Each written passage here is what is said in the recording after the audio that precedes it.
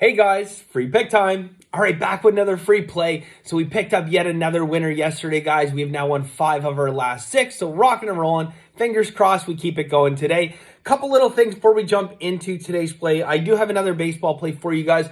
Speaking of baseball, got a lot of it going on today. Pretty good amount of value out there, okay? We got some nice weather, some great pitching matchups, including a pitching matchup here that I really like, and I'm going to tell you guys why in a second. So if you're interested in joining, guys, it's benderwins.com. I got a big basketball play tonight. I've already given out a large 2-unit play in English Premier League where a line is way off.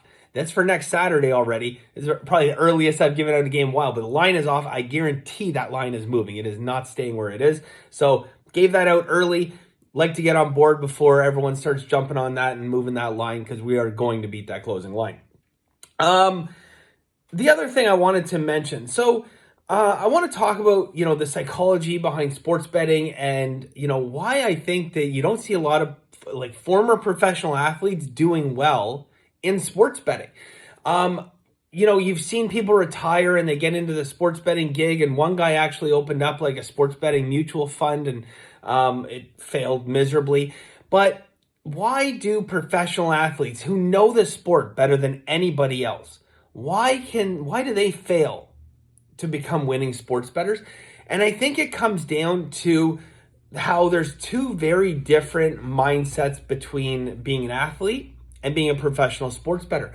And this is something that I had to really, really adjust to. Those of you guys that know me know I play a high level of hockey. And the whole thing in sports, specifically to hockey, is if things are going bad, you got to dig deep and you got to step up and you have to take it to the next level, okay?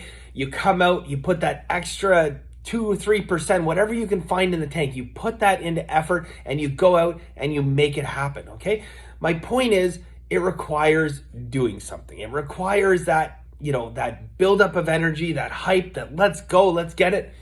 And sports betting is the exact opposite. Sports betting is do less, and that's good, okay?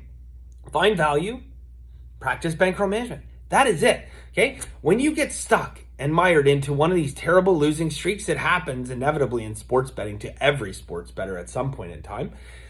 The tendency for professional athletes is to say, okay, let's break out of this. Let's do something, right? Let's press our units up. Let's bet more games. Let's do whatever, right?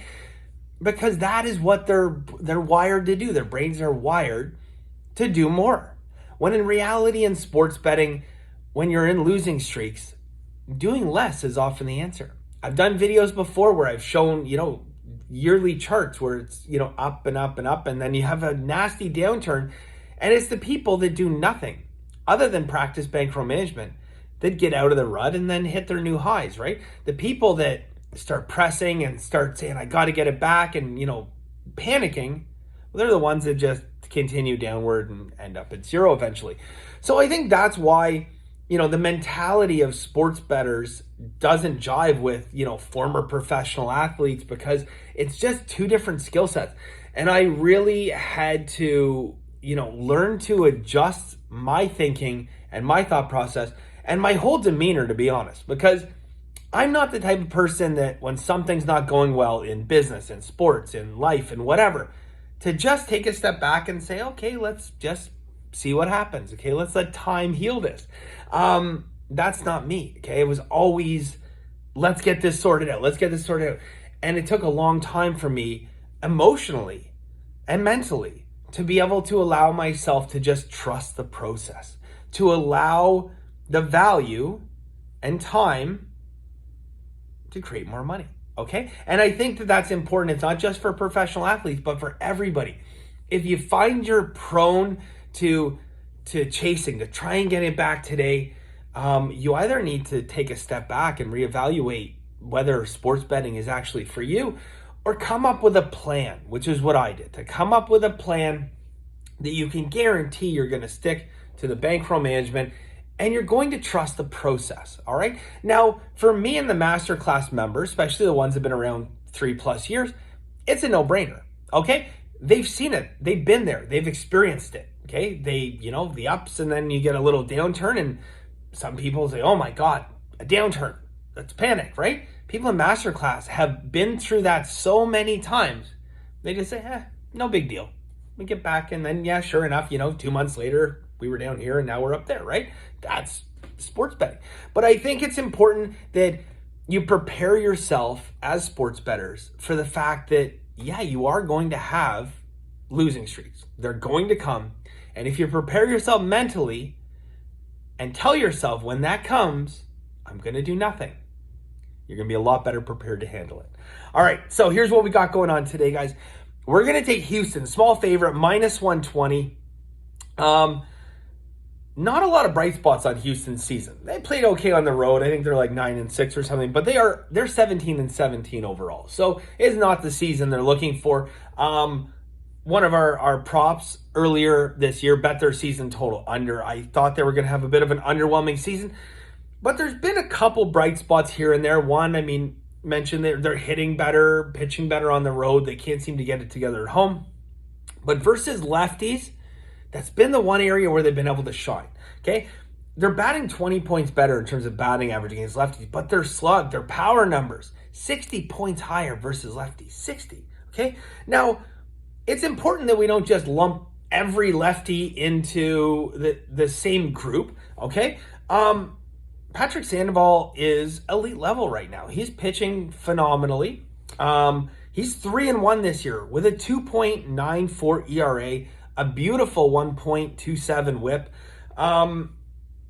However, in his career, no team has dismantled this man more so than Houston.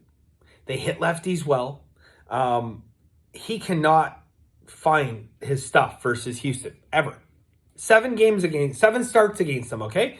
Only Oakland has he faced more than this Houston team.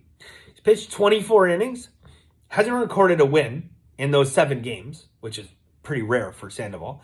His ERA, hold on, 8.03 with a whip of 1.82, ranking him dead last in all of Major League Baseball against the team of Houston. This is a good matchup for Houston. Again, small favorite. There's value there. Think this line should be 50, 60 points higher. But again, Sandoval capable of magical things, so we always want to practice bankroll management. But it is a good matchup overall.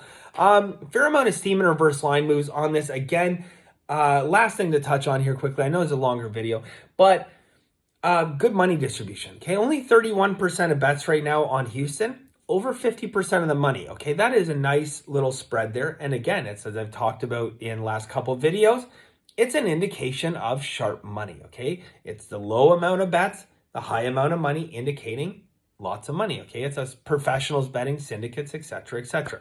All right, so that's our play today. I know some people don't like the longer videos. I don't care. Because I know there's a lot of people out there that want to learn, want to be educated, and that is what this channel is all about. And I feel like maybe we got away from that for a little while. No more.